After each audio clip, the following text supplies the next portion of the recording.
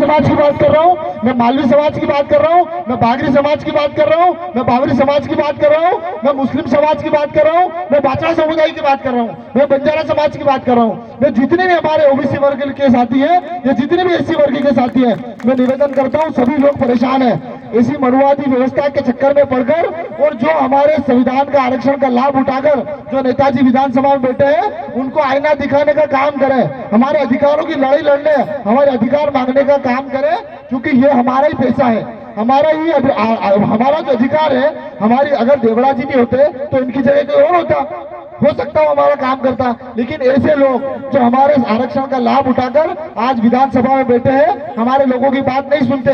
हमें थाने का घेराव करना पड़ता है, हमें एसपी का घेराव करना पड़ता है, हमें तहसीलदार का घेराव करना पड़ता है, हमें कलेक्टर का घेराव करना पड़ता है। तो भाई आपको जब हमारे लोगों ने प्रतिनिधित्व करके वहां चुना और वहां भेजा, उसके बावजूद अगर हमें वहां भैया से घेराव करने का आयोजन करने पड़ रहे हैं, तो मुझे लगता है कि शर्म पानी में डूब जाना चाहिए शर्म के मारे।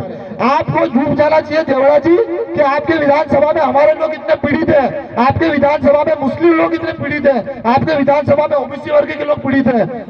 पूर्व की सरकार जो थी उन्होंने आरक्षण को बढ़ाकर 14% से बढ़ाकर ज्यादा किया, लेकिन वापस बीजेपी सरकार ने कम कर दिया। ऐसी कई घटनाएं हैं जो हमारी मलारगढ़ विधानसभा, हमारे जिले की घटना को मैं बता सकता हूँ। गोली रोकने की बात हुई थोड़े दिन, हमारे एक साथी ने गोली रोकने के ऊपर बयान दिया, तो क्या गलत किया भाई? हमारे लोगों की गोलियां रुकती है ना, मैंने लड़ी लड़ी, हमारे जितने साथी सबने लड़ी लड़ी, इन पे बैठे लगभग सभी के ऊपर मुकदमा दर्ज है, 151 में मुकदमा दर्ज है, 188 मुकदमा दर्ज है, रैली करने मुकदमा दर्ज है, हो सकता है हमारे ऊपर भी आज मुकदमा दर्ज हो जाए।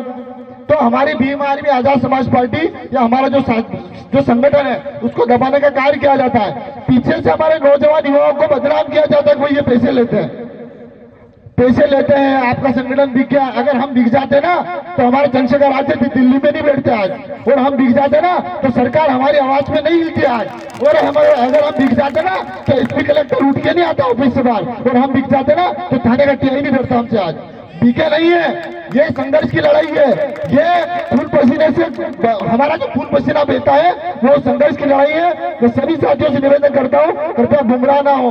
हमारे ऊपर आरोप लगाने का काम हमारे ही बीच के लोग जो हमको अच्छा नहीं देखना चाहते, जो सूट बूट में नहीं देखना चाहते, जो गाड़ियों में नहीं देखना चाहते, उनको नहीं चाहिए कि हमारे बंगले बने, उनको चाहिए ऐसी बस्ती।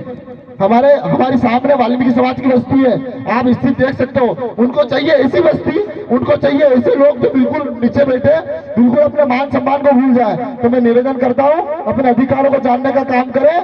जो युवा साथियों के ऊपर हमारे संगठन या हमारे जितने साथी उनको फालतू के आरोप लगते हैं, उसको बिना जांचे, बिना सोचे, बिना पढ़ के विश्वास करने का काम नहीं करें। हमारे देश में दो मनोवादी ताकतें काम करती है, एक कांग्रेस, एक भाजपा।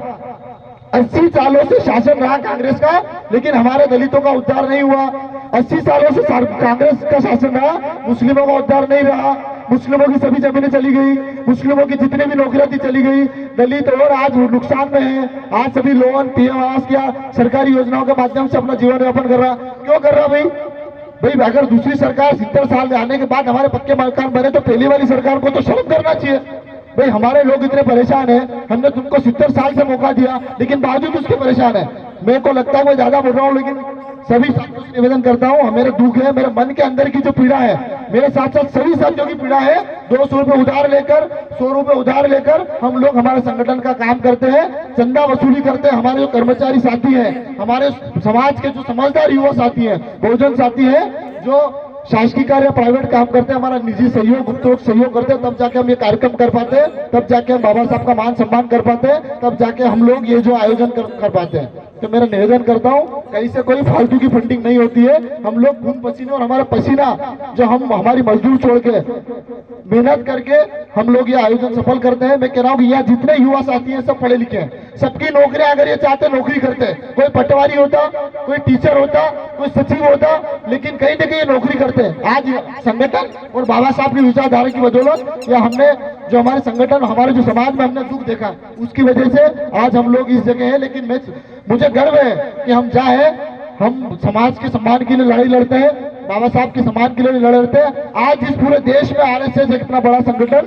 जो पूरे पावरफुल रूप में है, लेकिन हमारे जैसे चंद लोग जितने खड़े हैं, 100, 150, 200 लोग होंगे, ये लोग आज भी सीना तान कर खड़े हैं उस ऐसी मनुवादी सत्ता शासन के खिलाफ। तो मैं सभी के धन्यवाद के पात्र है जो आप लोग यहाँ सीना तान कर खड़े हैं। मैं अगले वक्ता के रूप में माननीय गोपाल जी रायकवाड़